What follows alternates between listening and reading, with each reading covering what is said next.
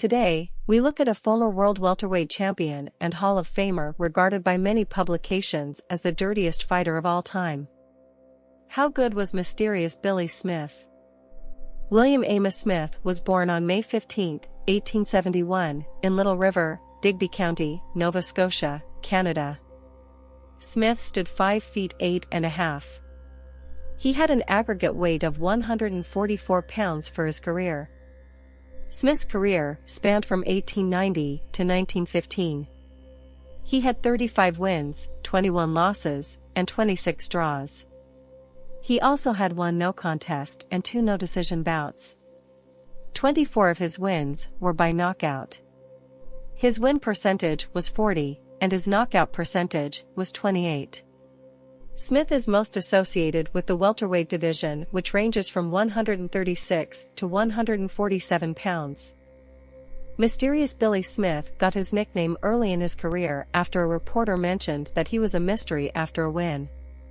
As fate would have it, the name would turn out to be fitting as Smith would become one of the most mysterious and infamous fighters of all time, largely due to the extent of his dirty tactics in the ring and questionable behavior outside of the ring. Smith possessed the ability, but close-knit brawls were more of his taste as a fighter. Competitively, he was willing to do anything for a win, which ironically is the reason for a number of his losses. Smith's first major test came on December 14, 1892, when he faced Danny Needham in San Francisco. Claim to the world welterweight title was at stake. Smith dominated Needham, dropping him multiple times before knocking him out in the 14th round. With the win, Smith was recognized as the world welterweight champion. On August 29, 1893, Smith would face one of the greatest welterweights ever to lace up gloves, Tommy Ryan. The two men would battle to a 6-round draw. They rematched on January 9, 1894. The two men would again fight to a 6-round draw. The two men would face off again on July 26, 1894, with the world welterweight title on the line. Ryan came into the fight unbeaten in 33 fights and had defended the world welterweight title 3 times. Joe Koinski was the referee for the contest. Ryan got off first in the fight with the better work early. The two men also fought aggressively in the clinch.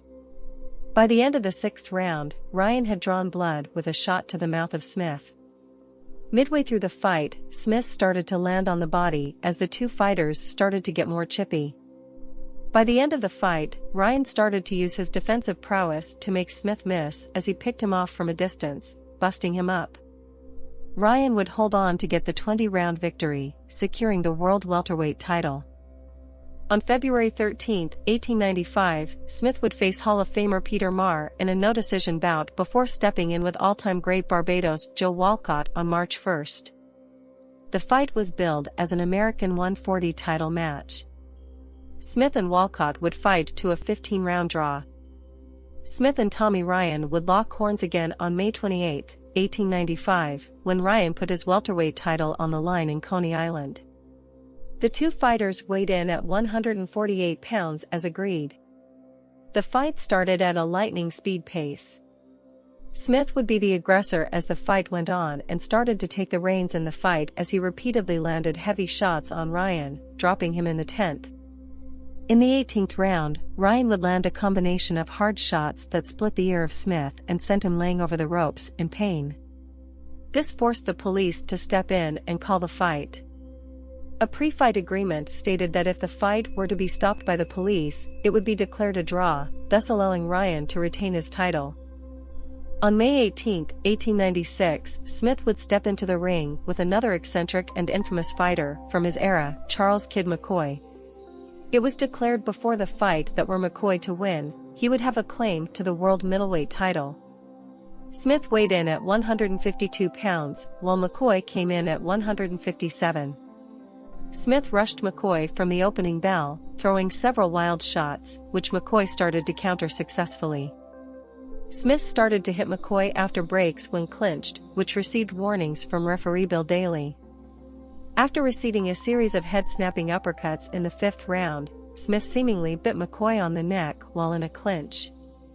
In the sixth and what turned out to be the final round of the scheduled 15, Smith fouled McCoy, hitting him during another break, which forced Daly to disqualify Smith, awarding the victory to McCoy immediately. McCoy would claim the World Middleweight Championship.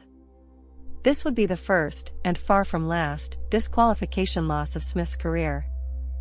Fresh off a September 1896 disqualification loss to Australian Jimmy Ryan for hitting him while he was down, Smith would again step in the ring with Tommy Ryan on November 25 in front of around 1,500 fans in Queens, New York. The two men fought fairly even over the first couple of rounds, though Smith was cautioned for holding.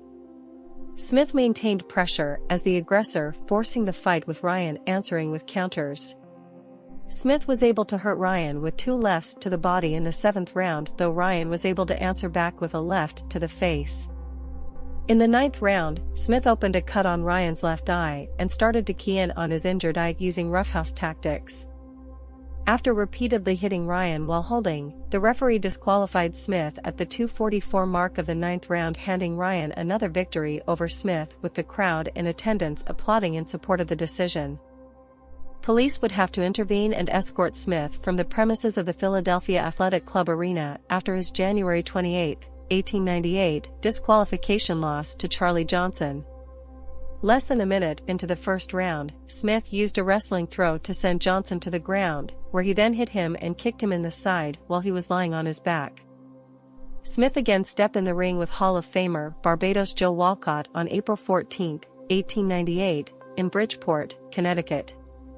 Fighting off of the lead foot, Smith did most of the work through the first 15 rounds as he was able to repeatedly land on Walcott, though nothing to that point had truly bothered him as he smiled and laughed through most of the action. From that point forward, Walcott started to land and hurt Smith, who at times was saved by the bell. In the end, the fight was declared a draw after 25 rounds. On August 25, 1898, Smith would step in the ring with Matty Matthews in a bid for the vacant World Welterweight title. The contest was never in doubt as Smith largely dominated Matthews for the entirety of the 15-round contest. With the win, Smith became a two-time World Welterweight champion. Smith would defend his World Welterweight title on October 7, 1898, when he took on Charlie McKeever. Smith would again show his class as he dominated McKeever, dropping him in both the 23rd and 25th round. Smith picked up a 25-round points victory. Smith would have another meeting with Barbados Joe Walcott on December 6, 1898, in New York, for the World Welterweight title. The experience of fighting Walcott on multiple occasions paid off as Smith was very aggressive from the jump. Smith would drop Walcott in the 8th round of the fight, gaining respect from the former champion. Smith would not fade in this fight as he maintained a lead throughout the 20 rounds and picked up a points victory. On March 10, 1899, Smith would take on Hall of Famer George "Kid" Levine in what was billed as a world and American welterweight title contest. Smith was back to some of his illegal tactics in the early part of the fight, as after repeated holding and pot-shotting in the clinches, the referee was close to awarding the victory to Levine via disqualification. Smith took the warning seriously and fought a cleaner fight for the remainder. In the 14th round, Smith hurt Levine and had him out on his feet before Levine's brother stepped into the ring, forcing the referee to stop the fight, handing Smith the TKO victory. Smith would take on Rube Ferns on January 15, 1900, in Buffalo, with the World Welterweight title on the line. The fight had several ugly moments, with a ton of holding and hitting in clinches. Smith, though, would show that he was the far superior boxer as he dropped Ferns repeatedly, 15 times by some accounts. Despite knockdowns, Smith got too far carried away with the fouling and was disqualified in the 21st round. Ferns' claim to the title wasn't firmly confirmed by all authoritative sources, with the DQ win. Smith would take on Frank McConnell in his next fight on January 26, 1900, in what was billed as an undisputed World Welterweight title match. After a fairly even fight through the early rounds, Smith took over and knocked McConnell out in the 22nd round of the contest. Smith would have a return bout with Matty Matthews for the World Welterweight title on April 17, 1900. The fight was hotly contested for most of the contest, with Smith getting the better of the bodywork, though Matthews was doing damage up top.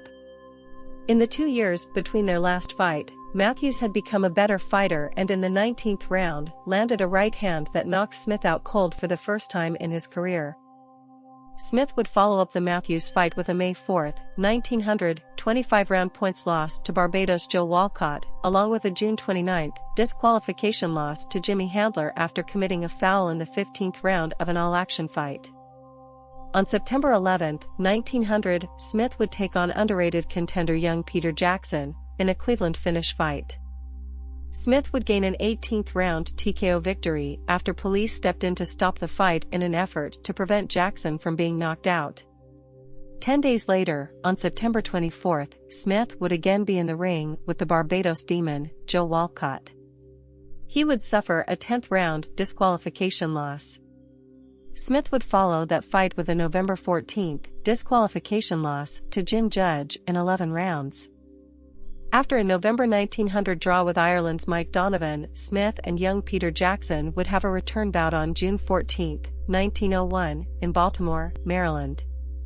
It was reported that Smith came into the fight looking unfit.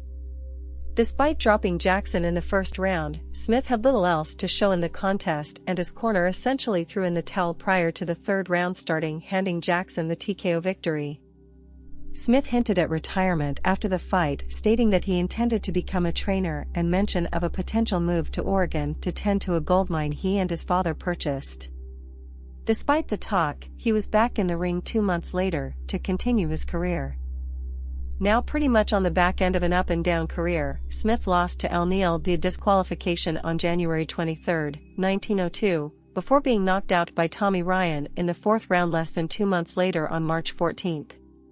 He'd follow that up with a 4th-round TKO loss in his final meeting with Barbados Joe Walcott on May 28, 1903, after breaking his hand in the 3rd round.